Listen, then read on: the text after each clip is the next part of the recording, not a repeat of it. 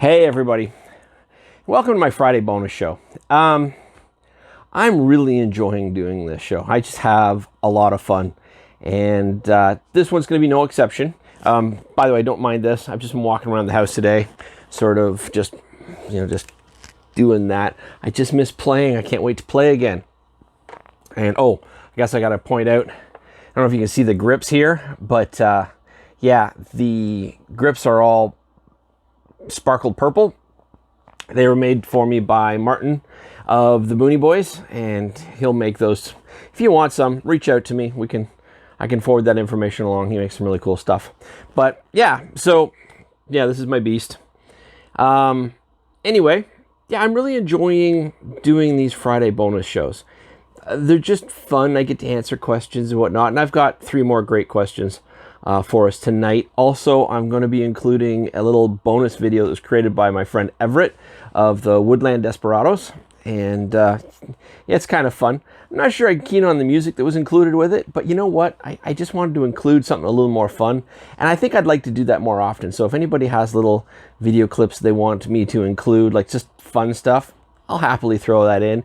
Maybe y'all saying hi from the field, or just a little blooper, just having a good time. Just little clips, but yeah, if you send them in, I'll include them in my Friday bonus show. So let's get on to the questions, because that's what we're mostly known for. First question is, why do fields pay ecelebrities to come sit in their parking lots? You got these fields' phone numbers? Because I could do that. I know the question is meant as a joke, but I'm going to answer it anyway. I think there's a few reasons for why this happens, and these reasons are probably a good reason why I should stop trying to be an actual journalist and try being a paintball e-celebrity, because who knows, maybe I'll get a little more fun, a little more travel. But fields want to try to advertise their fields flat out, and to have a paintball player come out and play that's well known, get their field mentioned, get their field it's advertising, plain and simple. So they have the players come out to play, and I don't know about the rest of you, but I love sitting in the parking area just chatting with people. Like, I mean, if you're like I am, and you know a lot of people online. And so when you get to travel to places and go places, all of a sudden you're surrounded by all these friends, and the talking and the socializing and whatnot.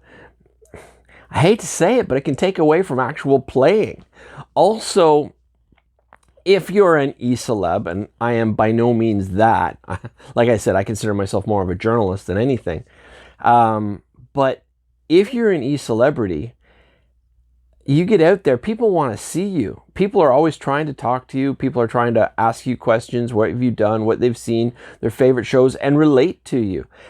I wouldn't be surprised if a lot of these cases, the players, the e-celebrities in question, they show up and they have full intentions of playing, but instead of getting a chance to play, they're just busy talking with everybody, and they're having such a good time. Like, I don't think it's fair just to say, oh, they're getting paid to sit in the parking lot. I think they're getting paid to come out, sure, but they're not just getting paid to sit in the parking lot. They're just there because they're having a great time. They're visiting with great people, and that's just how it is. So, but yeah, these fields, tell them Steve from the Popular Unknown Paintball podcast says hi, and he would love to come. Just call me. All right, so the second question is, how do we grow the sport and promote competition without industry sponsorship? All right, so this is actually a hot topic of debate. I mentioned something about this similar in my first Friday bonus show. And my main opinion of this is people need to see the word paintball more.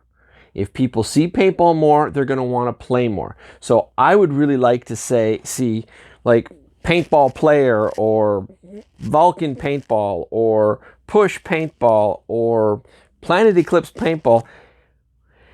on their t-shirts. But I got to come back to Planet Eclipse for a second. But you just got to see the word paintball when you go out, because if you're passionate about paintball like I am, when you go out, people will see the word paintball on your clothes and they'll either ask you about it or they'll say, oh, I should play or whatnot. And that grows the sport almost free, because it costs almost nothing to put the word paintball on a jersey or a t-shirt that you're already going to make.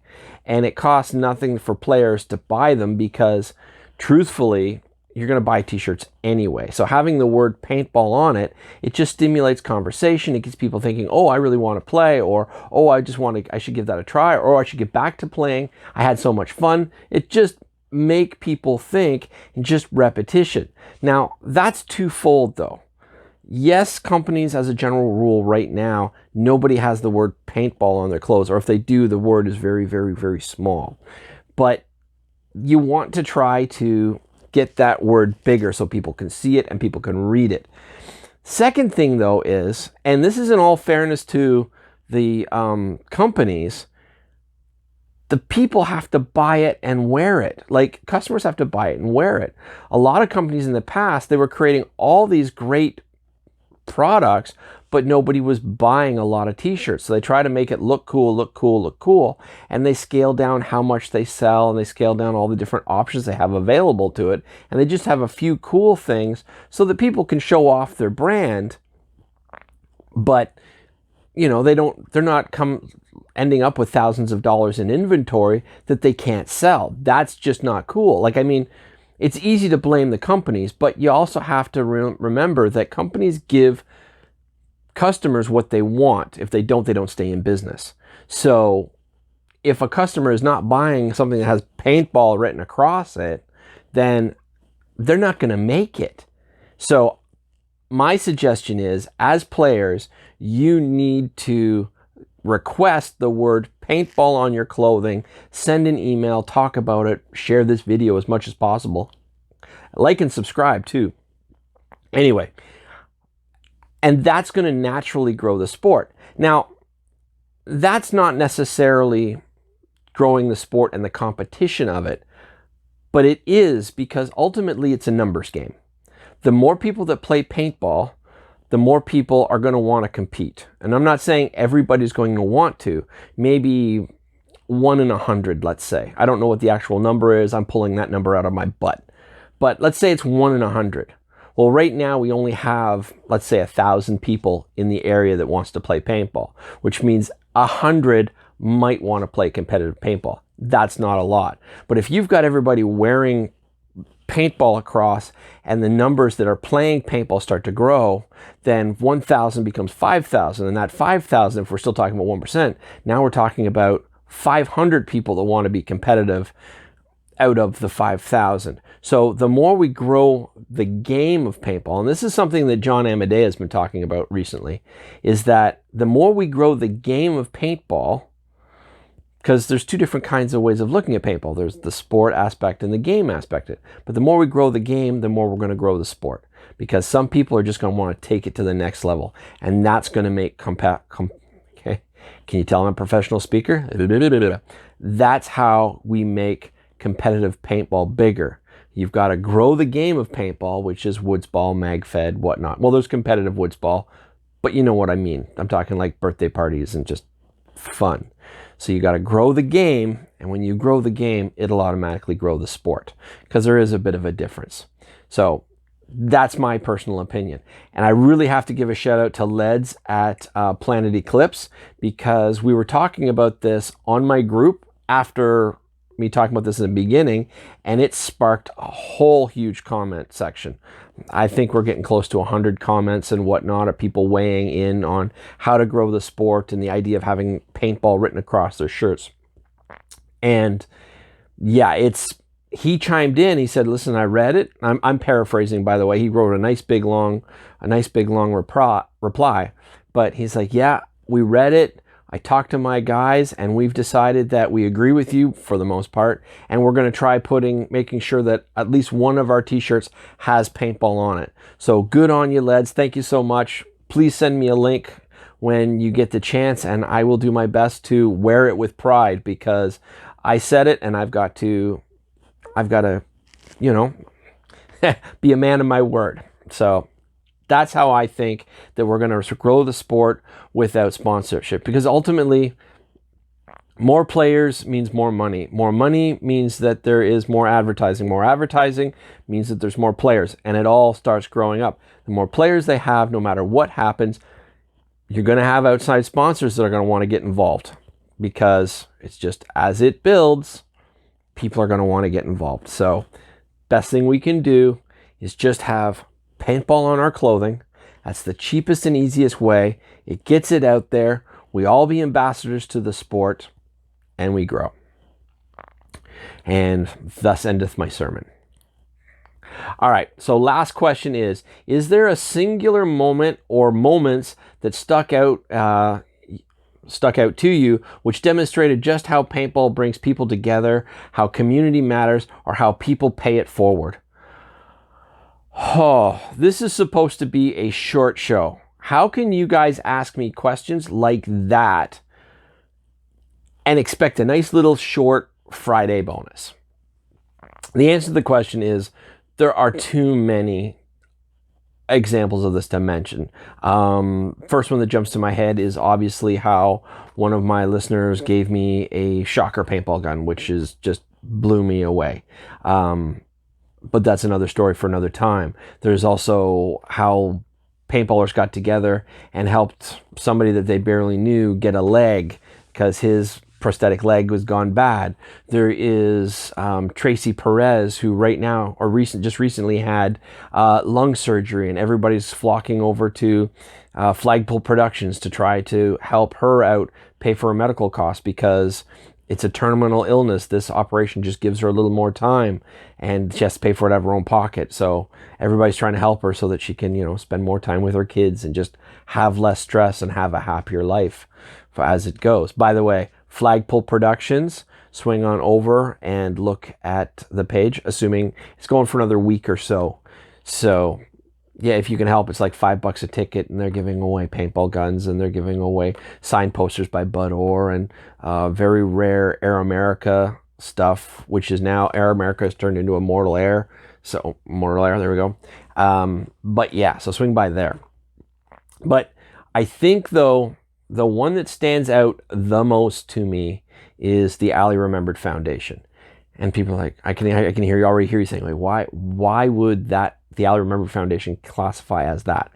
All right, so my good friend Andy Starrett, his daughter was murdered, plain and simple, by her boyfriend. Well, allegedly, because it's still in the court cases, but there's no doubt in my mind that he did it, and there's no doubt in really anybody else's mind that he did it. But that being said, it's still before the courts, so I can't say he definitely did it. He allegedly did it, but he did it. Anyway, so he committed this murder, and then he fled to Mexico. Well, Andy is a paintball player, and he obviously was distraught. And so a team formed around him, Denver Expendables.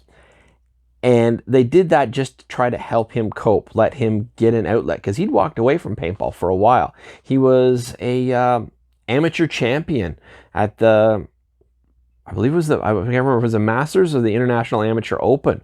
But yeah, he was like legit 5-man champion, and he stepped away from paintball for a bit, to be family man and super dad and all of that. So a team actually formed around him to help him get through this situation. Well, because said killer had fled, they didn't stop at just helping him there. They literally helped track the guy down, like found his ass in Mexico. And then they decided a conversation, and they decided to do it the right way and had the police extradite him back into the States, where he's now awaiting trial. He should have already had his trial, but unfortunately COVID happened, and that has postponed it. But how cool is that, where a group, and that's not even the best part of the story. Once they found him, they decided, let's take this one step further, because you got this great core of people, and what they're doing is they're getting together and they are helping people. And so they go from the Denver Expendables to creating the Ali Remembered Foundation, which is a licensed nonprofit organization fully under IRS approval. I'm a Canadian, so forgive me if I don't know the exact details, but they're completely licensed. And their job now, I shouldn't say their job, but what they do now is not only do they support Amity and his family, but they are now doing food drives and shop with police and autism events and helping women with, I believe it's called Women Breaking Plates, and just helping empower women and help educate people about domestic violence. And they've created a whole nonprofit organization specifically to help others. So they have a full-time job, then they have a part-time job where they are helping people, like giving out food drives, like all the things I've mentioned, and then they play paintball on top of that. That to me is the ultimate example of the paintball community stepping up. Like, yeah. So that's my short answer for a very, very long answer. I could go on for days about the different things I've seen. So yeah, so that's my Friday bonus show. One last thing before I go though, and before I roll the little clip. Can you tell I'm tired? Anyway, so before I roll that, if you are shopping online, make sure you swing by Valken.com or Valken.ca here in Canada and use my discount code, which is Maguire, my last name, Maguire10, and that'll give you a one-time 10% off purchase or 10% off whatever it is that you purchase. So please buy a lot, and then that way you get to maximize it. And make sure you tell all your friends as well. I'll leave a link in the comments below so you can just have a direct link to it. But yeah, definitely use that because, you know, 10% off is 10% off. And Valken makes some pretty awesome gear. So, and it's not just Valken, by the way. Valken also has like Push and Virtue, Planet Eclipse. Like, they're starting to sell lots of more things. So please, even if you're not buying stuff right away, go to the page, check it out. See what there is to see. And yeah, if you see something you like, get your friends together, say, get a group deal going and get the whole 10% off. So yeah, in any case, thank you so much for watching. I'll talk to you all next week. And remember that I have a full live show every Wednesday at 9 p.m. Eastern, which is my Popular Unknown Paintball podcast. I need to go to bed. I'm done. All right. Enjoy the little clip that Everett sent in from the Desperado Woodlands. Yeah, I'll correct myself down below. I'm done. All right, everybody. Thank you for watching. Play with passion. Keep your paint dry.